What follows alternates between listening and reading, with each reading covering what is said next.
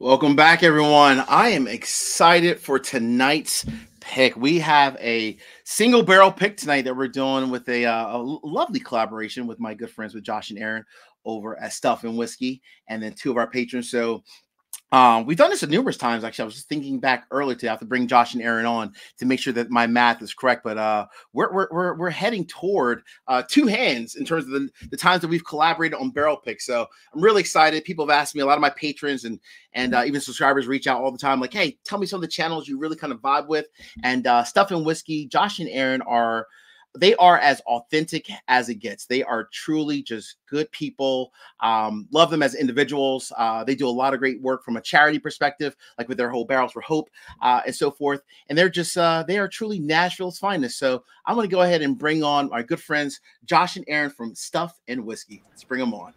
Judge, those were so kind words. Thank you. What an introduction. Nice. We need to get you on, just do our intros for all our videos. I know. That was amazing. I was like, oh, they're really nice people he's talking. Oh, he's talking about us. No, you guys are awesome people. I loved the partnership and friendship that we built over the years. Yeah. And we've had a good time, right? So I think this, and keep me honest, I think this is our 5th barrel pick together. I was doing the math earlier on the golf course, so hopefully I got that right. I think it's number 5. Well, hey, if you were on the golf course today, your day and your math is probably better than mine. So. It sounds right. It sounds right. I'll tell you guys this. I'll tell everybody in chat this. My phone rings periodically throughout the day. And which way does it go? When that man, when I see his name pop up, a smile comes on my face. I answer. It's always a great conversation. I always get off the phone feeling better than I was feeling when I got on it. That's the joy that Marcus brings to the bourbon world. So yeah, Absolutely. Just happy to be here. Always happy to do picks with you, brother. I mean, thanks, I'm super excited about this because 4Gate is one of those product lines that for me, I didn't really know if I wanted to dip my toes into those waters. And then once I did, no turning back. It's hard to turn back. Yeah. That's awesome. That's awesome. And then for you guys, this is your second time around for 4Gate, right? You guys have done this before. Yeah. So we did a pick as part of the charity organization that I VP for, Barrels for Hope. So this will be my second pick ever for 4Gate. Your first pick I wasn't ever. Part of the Barrels for Hope pick. Yeah. Okay, cool. Very nice, very nice. All right. Well, let's go ahead and bring on our special guest. So from the Stuff and Whiskey community, we have our good friend and also Nashville's finest 2.0, if you will, our good buddy Greg. What's going on, Greg? How's everyone? And what you said, Marcus? Well, yes, sir. Over here, what you see is what you get. They are fantastic. They are. Genuinely good people. They truly are good human beings. Oh, thanks. It's special. They truly are. Good point. Well, Greg, thanks for joining us. And you are truly just keep us honest. I think I heard you say you're before we went live, you're truly just 2 miles away from Josh and Aaron, right? Yep. I literally live right down the road next to a couple of their favorite restaurants. So they're down in my neck of the woods fairly frequently. Although if you guys know the road construction right now, stay away. Stay away. Yeah. All right. Well, no part of that. No natural for me. That's good to know. All right, stay away till the traffic is construction is all done. All right, let's go ahead and welcome our I'll say it again. I'm sorry. That's going to be 3 years that they're working on. 3 years. Okay, well, I guess I can't wait that long. I got to get to Nashville sooner than later. Downtown's fine. Downtown. All right, there we go.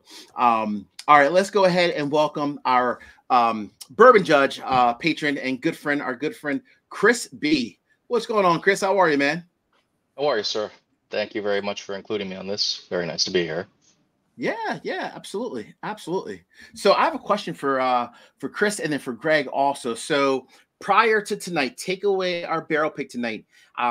What's like your guys like for both of you, like your love, appreciation for 4Gate? Have you ever had 4Gate before?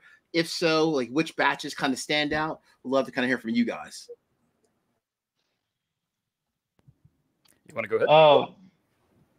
I've only had one 4Gate in the past. It was the Kelvin Collaboration 5 was the one that I had. So okay, nice, not bad at all. And then I had the privilege of working in a fairly high-end liquor store here in town, and got to have quite a few different 4Gates. But right there with you, Chris, the 4Gate Kelvin collaborations are just fantastic. Yeah, indeed, absolutely. And Josh and Aaron, I feel like I want to ask you guys this question too, but I'm my guess is probably your private barrel pick was probably your favorite ever, but I'm gonna put you guys on the spot also to figure out, like, from all of your other 4-gate bottles you've had in the past, which one kind of stands out and why. I feel like I know Aaron's answer, but I want her to say it. No, I don't remember. You have to remember. Port Perry Perry. Port Perry Perry. Okay, yeah. Port Perry Perry. Yeah. Absolutely phenomenal. Yeah. And for that matter, the Ruby Springs rye, the way they finish rye is so next level. Yeah. But I'm also a huge fan of the Kelvin series. I mean, 3, 4, 5. We've had all those. I think 5 is a lot of people talk about 3 and 4 being top tier and 5 being a step behind. I think 5 is criminally underrated. I think 5 is absolutely fantastic. We put it into our whiskey of the year running last year, and it did very well.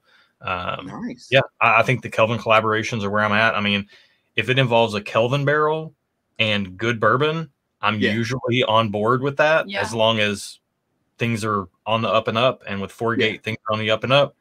And what we're picking tonight is going to be really interesting because it's going to be, we're picking the base whiskey that's going to be double barreled in a Kelvin barrel. So we're dealing with all the things I love. We're dealing with great bourbon that is then going to hit a Kelvin barrel for 30 days. So you can't beat this. I have a question.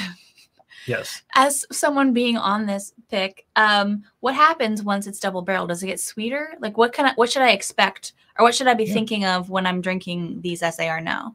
Great question. So because I don't know. Yeah, like products like Woodford Reserve Double Oaked or things like that.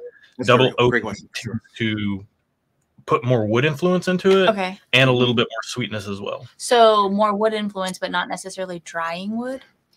If it's left too long, it can be, which is why at 4-gate they only do 30 days. Okay, cool. I just wanted to have that in mind when I'm going through these. Yeah, it will matter because we have to take into account the 30-day double barreling process when we pick the base whiskey that's going to go into that barrel. Cool.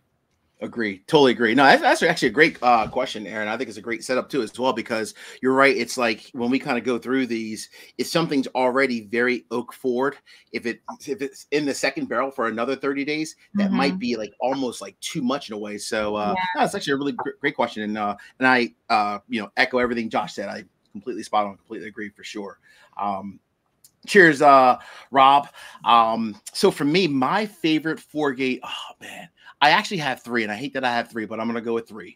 But two are pretty much the same thing. So I'll go with the first 2. The first 2 are probably batch 4 and batch 17. It's the whole split stave. That red label. Oh man, I love batch 4 and batch 17. They were both just epic. And then last but not least, probably truly my favorite. I mean, as much as I love the Kelvin collabs, like 3, 4, 5, this one right here, which is what kind of like what we're doing tonight, Kelvin 60. I thought was just amazing. It was the double oak as well, Kentucky Straight Bourbon, double oaked. And I just felt, flat out fell in love with it. So maybe trying to recreate Kelvin 60 / stuff and whiskey and bourbon judge style would be pretty cool. Cool. Well, I think Kelvin 60 was such a huge hit with so many people that 4-gate's like, yeah, we should absolutely do that for picks. So that's what we're here to do tonight. Yeah. Yes, indeed. Yes, indeed. All right. Well, I am thirsty. I don't know about you guys, but I'm pretty thirsty. You guys all ready to sip some whiskey? Tell you what, it's I mean, we've been pitter-pattering for almost 9 minutes here. Let's get to it, guys. Let's get to it. Let's do it. All right. Where are we starting at, Josh and Aaron? We're going to start with barrel number F654. Okay. F654.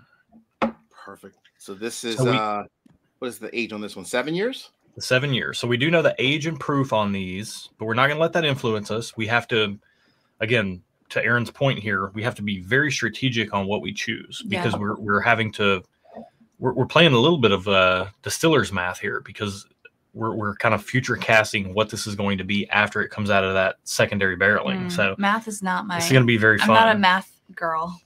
Yeah, you're right about that. You're a whiskey tasting girl though, so I've got faith in you. Okay. Greg and Chris, are you guys big double oak fans in general? Like takeaway 4-gate, Kelvin 60, kind of what we're doing tonight, just in general. Or do you guys kind of lean toward double oaks as a whole? Yes and no. The only double oak that I really prefer as a go-to be a Woodford Reserve, a double oak. That's about the standard that I use. And then I'm kind of hit or miss. I haven't liked, for example, the Penelope toasted barrel stuff, but Woodford double oaked, man, when I'm in the mood, it's hard to beat that one. But love the Old Forester 1910. That one's one of my absolute favorite bottles. Do you love 1910 is great. 1910 is amazing. That's a good one too. I think one of the beauties of double oaked is that, you know, there's a lot of different companies doing a lot of different things in the market. And there are some companies that are using double oaked as a nice enhancement to the base whiskey of an already really good base whiskey. And then that's where you get something that's really good. Like if you taste regular Woodford Reserve, it's great for what it is. And then you taste the double oaked and you're like, wow, it's so much more sweet and deep and rich and dense. And that's a perfect example of good double oaking. But then when you have a young whiskey that you're just trying to throw a double oaked on to try to kind of enhance the age, that's where things kind of go sideways. And I think so many companies are doing that it can be a real challenge. You know, there's double oaking is these type of products. There's so many products in the market that you have so many good ones, and then you have so many not good ones. And you really have to be careful with what you're working with when you're talking about double oaked products. So true. So true. This is I'm actually a little we've done like I said earlier 5 different barrel picks before, but this is the one that's probably the most, I think, might be challenging, only because we're, like you said, Josh, we're looking into the future. So I don't know. Here we go. I think it's the most interesting for sure. It is. Like this is a very interesting process. And I will say the nose on glass one is awesome. That is nice. Love the palate on it too. Oh man, what do you guys get on the nose? I caught a little ethanol up front, but again, I warmed up with 90 proof, so you know we're coming into a much higher proof point here.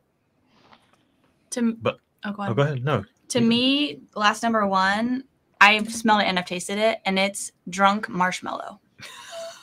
Drunk marshmallow. Yep, that is its name. I love it. That might be. We might pick this one just because of that name. That might be special. Yeah. I'm gonna write that one down. Drunk marshmallow. Oh, Aaron, that is hilarious. I'm not too far from that, to be honest with you. You know, I'm going down that graham cracker, which it's a hard thing to describe when something is so aromatic but not heavy in the scent. Mm-hmm. I'm getting a lot of it, but I'm getting a lot of lightness in the scent, which to me, in my mind, I'm thinking, man, you put this through the double oak process, which gets more marshmallowy, more graham crackery. It's just going to take what's good in this base whiskey and it's going to amplify it to a level that is just going to be amazing. Yeah. Greg, Chris, what do you guys get on the nose?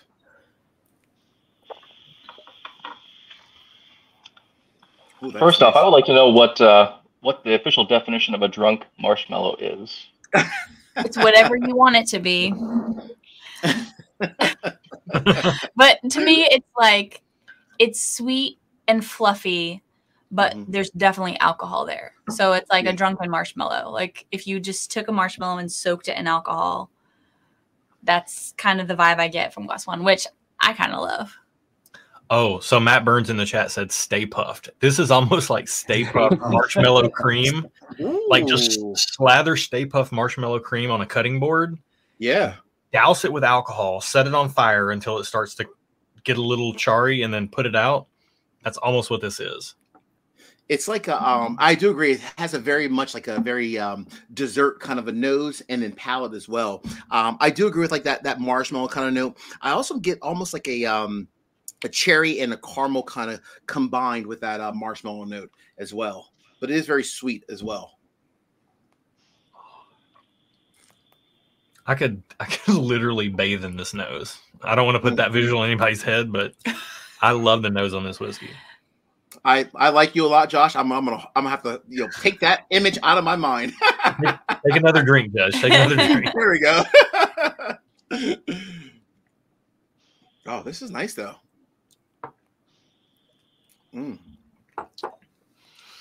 And there's not a ton of oak in it, not a ton. So if it was double oaked, I could see how that could be really, really good in the future. Yeah. Yeah. I was actually, you and I were tracking on the same level, Judge. I was just thinking about the oak on the finish. What are we dealing with here? You know? And I would say, like, if you were talking about, and bear with me here, guys, but if you're talking about the spectrum of flavors that's in this glass, the oak flavor that's in this glass is like maybe 20% of the pour. So if you double oak it, that's going to amplify that percentage and bring it up. So it really is desserty in more of a light, sweet way, almost like a light brown sugar, marshmallow, and then you put that double oaking on it, and man, that can bring out really beautiful sweetness and oak notes. Yeah. Great point, Josh. Absolutely valid points. And Chris, we're on F as in Frank 654. That's the one we just started with, F654, the 7-year-old Kentucky Straight Bourbon Whiskey, 110.22 proof. And these are all F because they're really freaking good. They surely are, literally. Chris, what do you think about this one so far? Chris, what is this? Does this kind of align with your palate, or what are you thinking here, Chris? It does. I get more of like a confectioner sugar on the palate. Okay. I don't know, any marshmallow, pillowy. Maybe that's the word definition I was looking for. Pillowy marshmallow. Yeah, I like that. Yeah, definitely. Confectioner sugar, absolutely. Indeed. Oh man.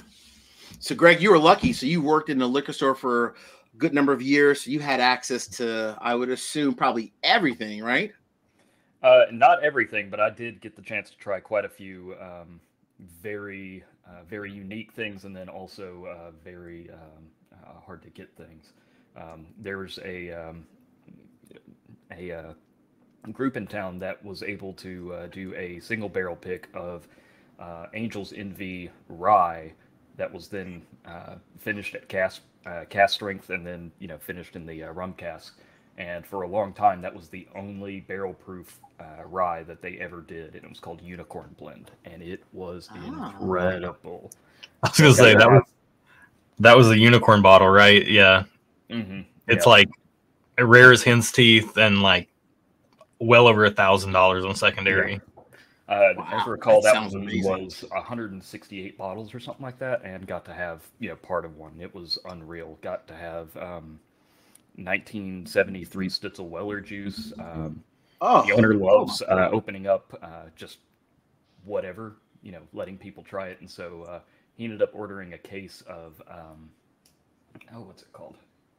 Clase Azul Gold, which is a $2,000 bottle of tequila. Opened one up, sold the other 5 just because he knew that he could sell it all with just opening that one bottle, and it was fantastic. Wow, Better that be sounds $2 great. grand. Sounds really good.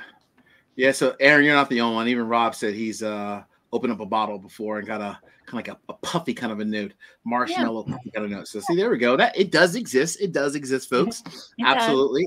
Right. To Chris's point as well, like that sugar kind of marshmallow kind of a note. I get it. Totally with that for sure. All right. So if I go to Nashville, I'm hanging out with Greg because Greg has access to everything. We're gonna quickly stop by Josh and Aaron's house, but I'm gonna pass their house quickly and go right to Greg's house. That's what I'm hearing. That's fair. That's fair. I can give you the liquor store. I mean, great people there, and they've got probably about 150 bottles open at all times. So. Oh wow, that's nice. I like those kind of stores. That's cool. Little sampling. This one's growing on me a lot. As we called it. Judge, which one's growing on you? This first one, this F654 is really nice. Yeah, it's very sweet. I'm just moving into the second one, F031. F031. All right. Yeah, and if anybody saw my first nosing of it, I'll try to recreate it. It was something like this. Smells phenomenal. I actually smelled through all these, and they all smell phenomenal. I have thoughts about these, but I'm going to save them till the end. Yeah. People are asking if my knitting's coming out because I'm because I'm done. I finished a sweater today, y'all. She finished her project. So I don't have anything yet because I have to start something new. I see How long does Michael. it take you to knit like a full sweater from start to beginning?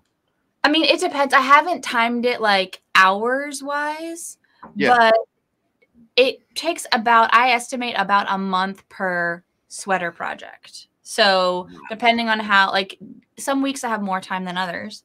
But so like the cardigan I was knitting today when Greg came over, I finished it and it's like blocking. You have to get it wet and soak it. So, and then all the fibers relax. And so it's drying. And then once it's dry, I'll wear it. And then it'll be like this nice cozy cardigan. But it took me about a month.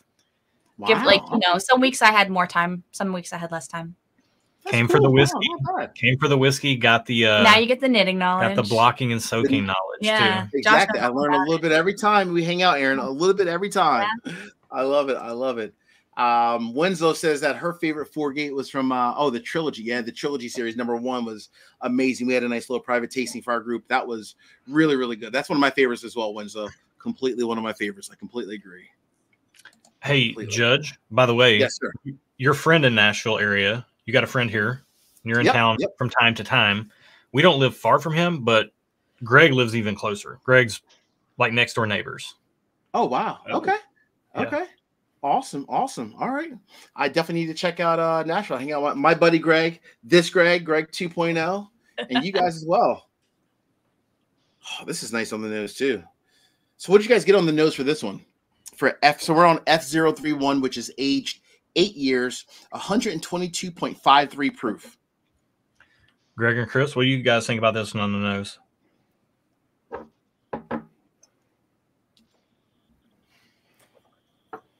Ooh. So on the nose, it's not jumping out as much as it was for you, but I'm also using little wee Karens, so they're pretty small. But I will say on the palate, that thing, it punches hard.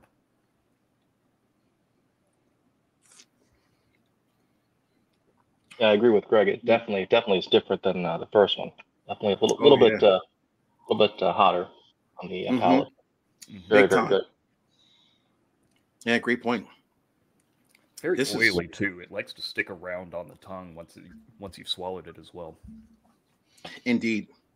Wow. Yeah, on the nose here, I don't know if any of you guys are getting this kind of savory element to it on the nose. And that's a note I tend to love.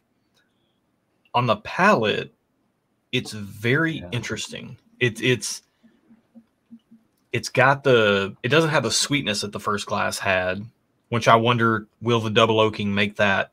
It'll enhance the sweetness, So is that going to benefit? Or will it give it more oak? And on this, I'm getting kind of like a dried down Luxardo cherry. Like if you had like a Luxardo cherry cocktail or a cocktail that had Luxardo cherry in it, and then you left the glass out and then you smelled it the next morning, which, by the way, if you're not doing that with your whiskey, you're doing whiskey wrong. Yeah. If you drink your whiskey, leave the empty glass overnight, smell it an hour later or the next morning or something, it smells awesome. I love that.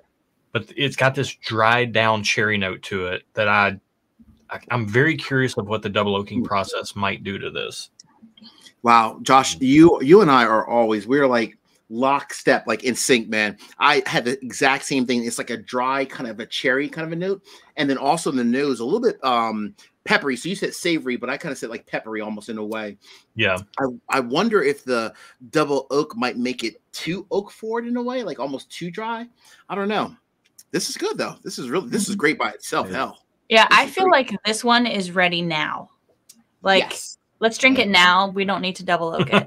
Like, let's just drink it. Yes, I'm with you, Erin. I don't know though. I could see you saying that, but I want more sweetness out of it, which the double oaking process would give it. Potentially, or it can make it more dry. It could, It could make it more oaky. I've only had one sip, so I need to go back in. I feel like this one's so close on the edge, like where it could go oaky, and then it would not be what we want, in my opinion. I see you there. I was on notes rather than experience on my first sip, and on second sip, I agree. That dried down cherry is now thinking about it from an experiential standpoint.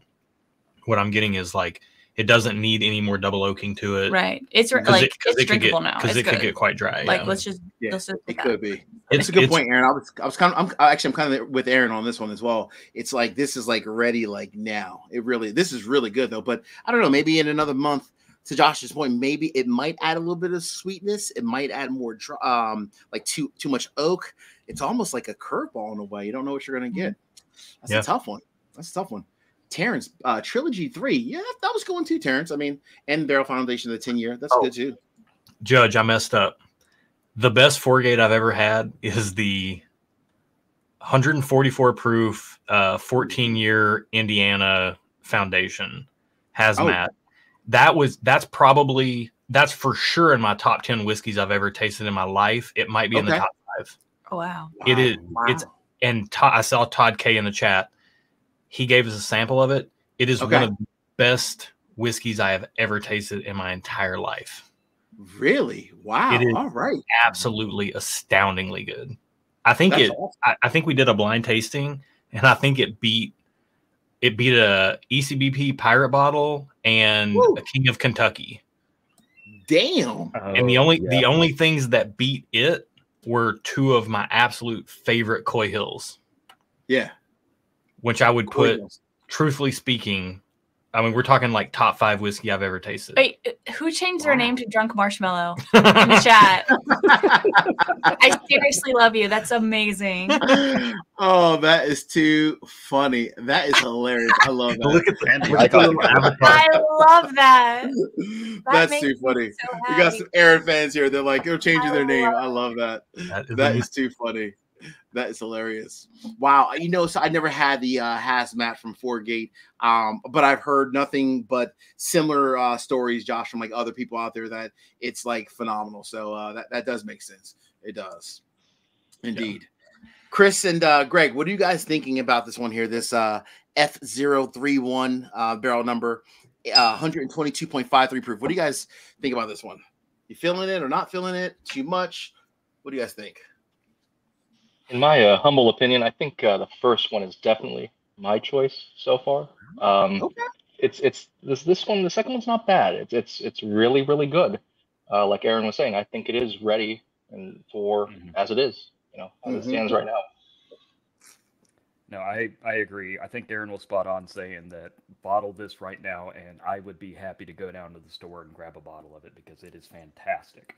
I think so far the first one is. It's, again, also with Chris, my favorite so far. That's also one that I could easily go down and buy a bottle of it as is. But I think that if we're going to double oak it, then that one's probably the one, at least of these 2, that has the most potential to really kind of add something fantastic to it. Yeah. All right, I think we're all in agreement then. All right, that's pretty cool. That is pretty cool. That is can't beat that. All right. Gotta love it whenever everyone's on the same page. I know. That's pretty unique. I love that. That's kind of like our trying to think back. Was that not Freight Ranch? Was it the Russell's pick that we did in person? I felt like we were kind of all pretty much on the same page, right? Yeah, I think so. Which Judge, I don't know if you've talked to your folks or not, but we have ours, and I think we should let people know we got a collaborative pick coming up in August. We're gonna do 2 Russell's Reserve barrels. Stuff and Whiskey, Bourbon Judge, keg and bottle. It's going to be awesome. So it is. Looking forward to it. We're going to bring people. We got a couple spots on each side to bring people along. So it's going to be a really good time. It is. Josh, you beat me to it. I love it. I have not said anything yet, but hey, this is the perfect forum for it. So you didn't ask him. Okay. I probably should have. You probably should have. No. Dude, I was so excited. I can't keep anything under wraps.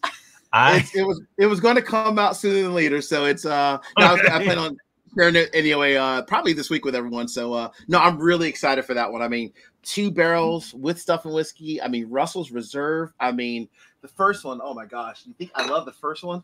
This one, it's like, this is bottle. I think my second one of it. This is like pretty much empty. So yeah, that's going to be a fun time for sure.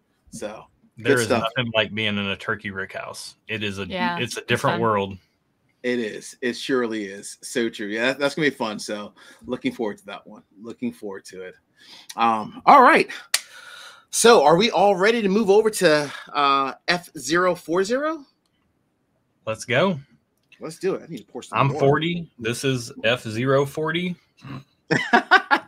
Maybe it'll be the one. It's not all about you, Josh. Oh, on the nose, it smells amazing. It does. You know what? I will say, I love having Erin on picks because she doesn't think too hard. She doesn't analyze anything too much. She's just like, she's a go with your gut girl. Yeah. And talking about glass number 2, just saying it's ready right now. It doesn't need to be double oaked.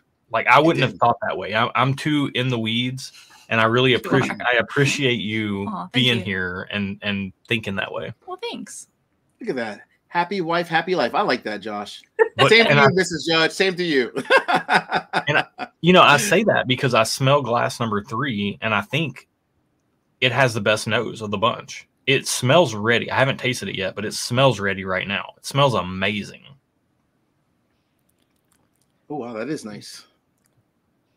So Chris from Forgate says that the 14-year Indiana Foundation, the one that you love, Josh, it only yielded 131 bottles.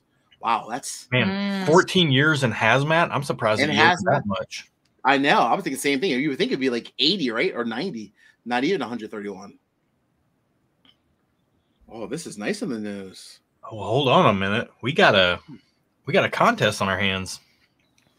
This one is oily. Too dry.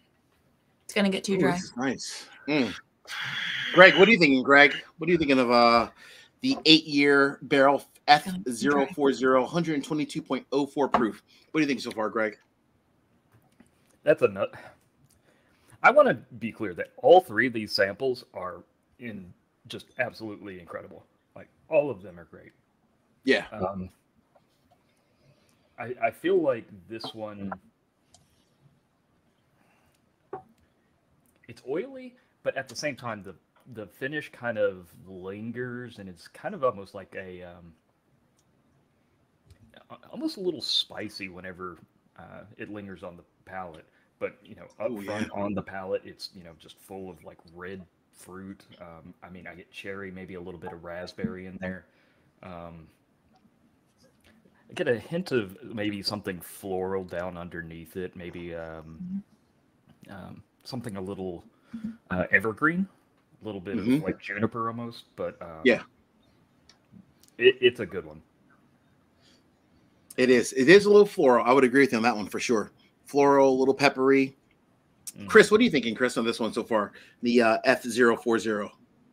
I definitely agree with what Greg said. Definitely get the like cracked black pepper on the palate. The finish really, really long, a little bit different. I keep going back between 3 and 1 to see what the comparisons are, but it's definitely difficult right now. Yeah. My thoughts on 3 is that the double oaking will make it too dry. Yeah. I think it's also close to like being ready now. Yeah. In a way, like I don't know. It's similar to 1, but I think it's leaning more on the drier side, which I worry about getting too much oak influence. But I don't know. It could also make it sweeter, so I don't know. True. Maybe. I don't know. I'm gonna work my way back through. I did that, yeah. I do think that right now it kind of sounds like most of us have ruled out 2 because 2 kind of seems ready. Yeah. I agree. It seems like 3 has fantastic nose, oily, all that stuff, and it has these brighter notes in it, right? Like we're talking about these brighter, like people don't tend to think of peppery as a brighter note, but it actually can be like that kind of sensation of pepper can give a little bit of pizzazz on the palate. And then you take that and that kind of, would you say, Greg, like a floral or herbal? Yeah, peppery, some sort of evergreen kind of. Evergreen. Evergreen. Yeah, it's kind of got that to it. And then you think about deepening that with double oaking, and it could add a lot of depth to it. But what I'm curious about, I did taste 3, and I really did like it. But then I went back and smelled 1, and one smells crazy good. It also tastes pretty good still. I'm not gonna lie. It does. Yeah, the third one just concerns me a little bit. And Winslow, yeah, I completely agree with you. I love the Russells as well. I'm super stoked for that one also. The third one concerns me a little bit because it's very. I love the floral notes and that kind of evergreen note that you mentioned, Greg.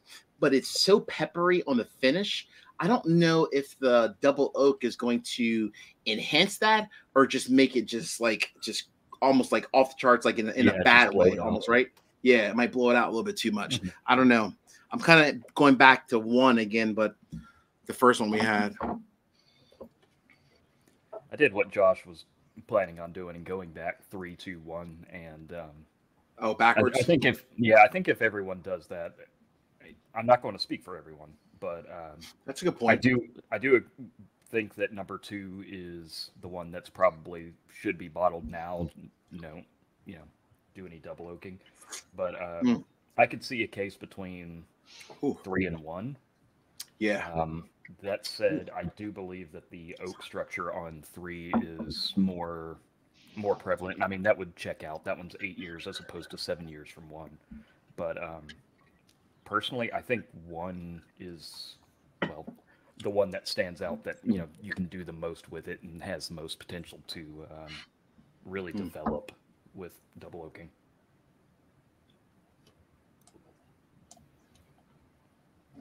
This is interesting. This is very interesting. This is I said, I think this is the most interesting pick that we have ever done. It is. This is like truly the most interesting one by far, for sure. Yeah, because we're also trying to figure out what it'll taste like, just purely on guessing. Mm-hmm. Yeah, exactly, and that's the part that makes it like really challenging, right? Mm-hmm. The interesting thing about this is going through it. I honestly think the one that I would pick to drink right now out of these 3, if you're like, hey, you know what?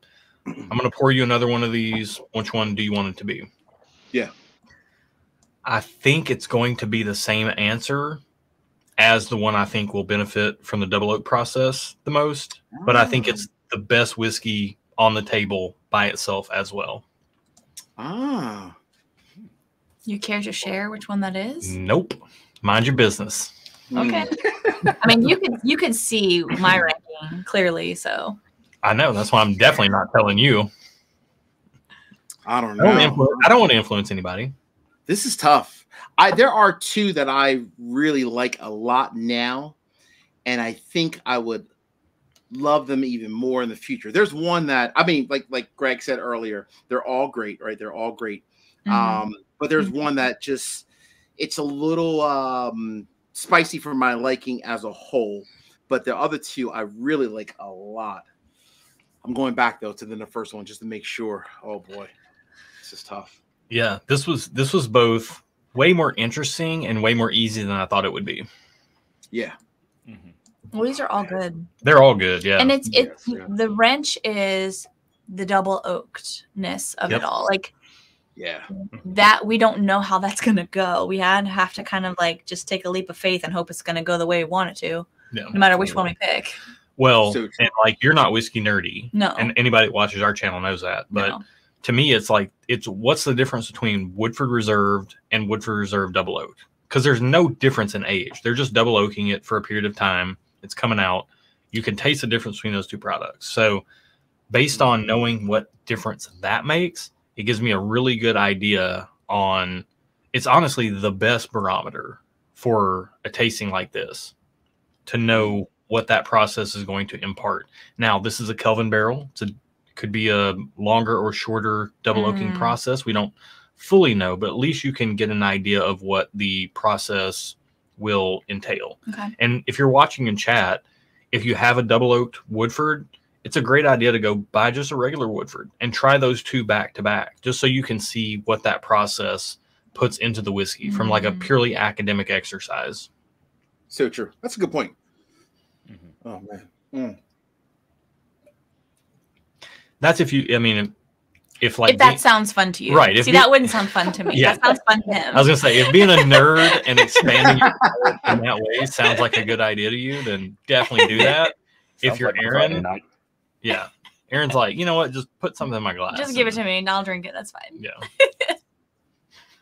This is so tough. I think I know which one I like the most, but I have a second one that I'm like right behind the other one. So I'll hold my feelings until the end. Chris B, what are you thinking? Have being if you went back, you did the whole 3, 2, 1. Have your thoughts changed a little bit? Are you still kind of in line? What are you thinking, Chris B?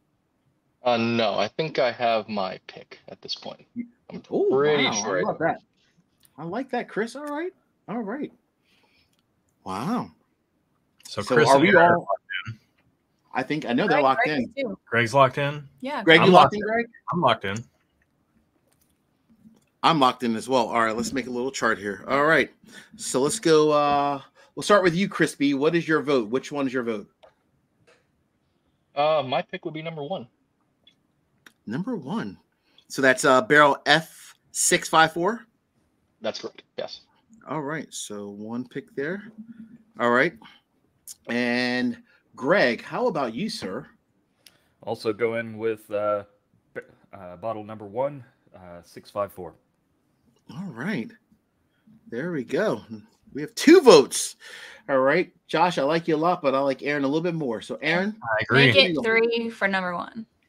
Make it 3 for number 1. All right. Make it 4 for number 1, Judge. Make it 4 for number 1. Wow. Very nice. Well, we have good news and bad news. The bad news is that these other 2 barrels are out of the picture, unfortunately for us. But the good news is that we have a unanimous decision. Make it 5 for barrel number 654. I mean, how can you go wrong with double barreling a drunken marshmallow? I know. I like it. I think it's just perfect for a double oak. It's like you can tell it's at the edge of greatness. Where I think which one was this?